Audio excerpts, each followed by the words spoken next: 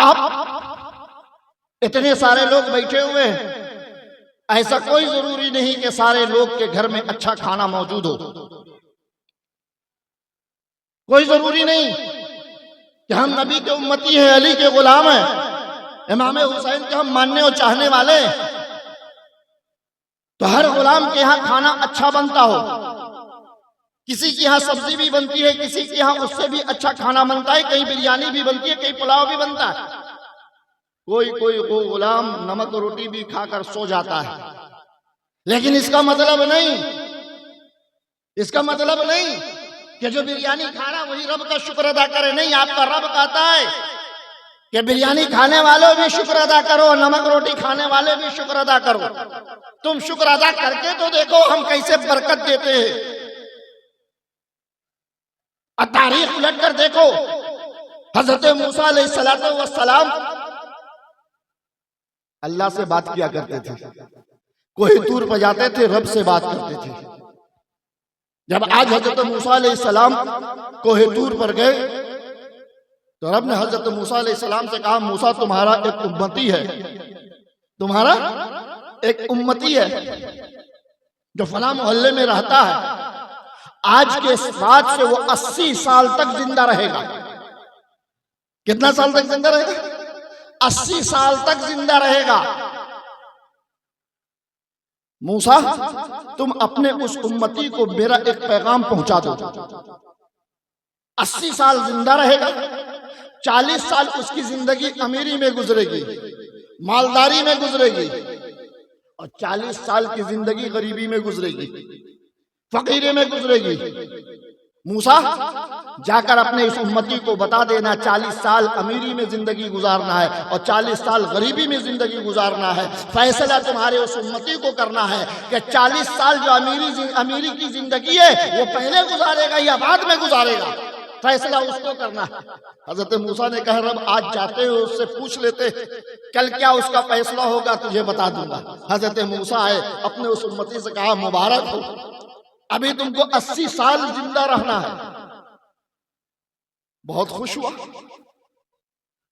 پھر حضرت موسیٰ نے کہا کہ تمہارے رب نے تم کو ایک اور پیغام دیا ہے کہ 40 سال تک تمہاری زندگی امیری میں گزرے گی، 40 سال تک تمہاری زندگی غریبی میں گزرے گی۔ اب بتاؤ، پہلی 40 سال کی جو زندگی ہے تم امیری کے طور پر گزارنا چاہتے ہو کہ غریبی کی طرح؟ اس نے کہا کہ 40 سال میں اپنی امیری کی زندگی گزارنا چاہتا ہوں، میں 40 سال تک امیر بن کر رہنا چاہتا ہوں۔ حضرت موسیٰ دوسرے دن گئے اور جا کر کہا، پروردگار عالم، میرا امتی 40 سال تک امیری کی زندگی گزارنا چاہتا ہے۔ رب نے کہا کہ آج سے اس کے پاس دولت کا انبار ہو جائے گا، دولت کا انبار ہو جائے گا۔ اب اس کی دولت بڑھتی گئی، اللہ نے ذریعہ بنا دیا۔ گھر میں 3-4 لوگ تھے، اہلیہ چھوٹی سی دیگچی میں کھانا بناتی تھی۔ جیسے ہی اس انسان کو حضرت موسیٰ نے کہا کہ آج کے بعد سے تم کو 40 سال تک غریب نہیں ہونا ہے، وہ شخص بازار گیا اور ایک بڑا دیگ لایا، اور بیوی سے اس نے کہا کہ اب آج سے چھوٹی دیگچی میں کھانا نہیں بنے گا، آج سے اس دیگ میں کھانا بناؤ۔ بیوی نے کہا کہ 4 آدمی کا کھانا تو اس دیگچی میں بنتا ہے، اتنے بڑے دیگ میں 4 آدمی کا کھانا کیسے بنے گا؟ اس شخص نے کہا بیوی سے، آج سے ہم غریب نہیں ہوں گے، آج سے ہم غریب نہیں ہوں گے، میری جتنی دولت ہے سب کا آج ہم کھانا بنائیں گے۔ بیوی نے کہا کھانا بنا کر کیا کرو گے؟ اتنا سارا کھانا بنا کر کیا کرو گے؟ اس شخص نے کہا کہ ہم پورے محلے میں گھوم جائیں گے، پورے محلے میں گھوم جائیں گے، غریبوں کو پکڑ کر لائیں گے، یتیموں کو پکڑ کر لائیں گے، بیواؤں کو پکڑ کر لائیں گے، بھوکے کو پکڑ کر لائیں گے، اور ہمارے دسترخوان پر وہ سارے غریب کھائیں گے۔ اس لیے کہ اب 40 سال تک تو ہم کو غریب ہونا نہیں ہے، تو آج کے بعد سے پورے محلے، پورے شہر کے غریبوں کو ہم کھانا کھلائیں گے، پورے شہر کی بیواؤں کو ہم کھانا کھلائیں گے، پورے شہر کے فقیروں کو ہم کھانا کھلائیں گے، پورے شہر اور محلے کے ہم بھوکوں کو کھانا کھلائیں گے۔ بیوی نے کہا بہت اچھی بات، کھانا بن گیا۔ کھانا بن گیا. آگے جتنے محلے کے غربا لوگ تھے دسترخوان بچھ گیا. ایک طرف غریب بھی بیٹھے ہوئے ہیں, یتیم بھی بیٹھے ہوئے ہیں, بیوہ بھی بیٹھی ہوئی ہے, بھوکے بھی بیٹھے ہوئے, سارے لوگ کھانا کھا رہے ہیں.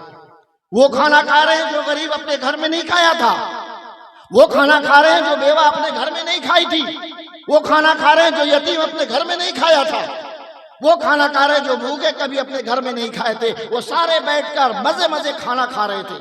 جب سبھی کا پیٹ بھر گیا تو سبھی نے ایک ساتھ ہاتھ اٹھایا, کہا پروردگار عالم اس شخص کو کبھی غریب مت بنانا, مولا اس شخص کی دولت کو کبھی کم مت کرنا, پروردگار عالم اس کی دولت میں اور اضافہ کر دینا تاکہ روز ہم لوگوں کو اسی طرح دسترخوان بچھا بچھا کر یہ اچھا ہم لوگوں کو کھانا کھلائے. اگر اس کی دولت کم ہو گئی تو پھر ہم بھوکے رہ جائیں گے, اگر اس کی دولت میں کمی ہو گئی تو پھر ہم محتاج ہو جائیں گے, پھر ہم در بدر کی ٹھوکریں کھائیں گے. پروردگار عالم میں غریب ہوں, میری دعا قبول کر لے. پروردگار عالم میں یتیم ہوں, میری دعا قبول کر لے. پروردگار عالم میں بیوہ ہوں, میری دعا قبول کر لے. پروردگار عالم میں بھوکا ہوں, میری دعا قبول کر لے.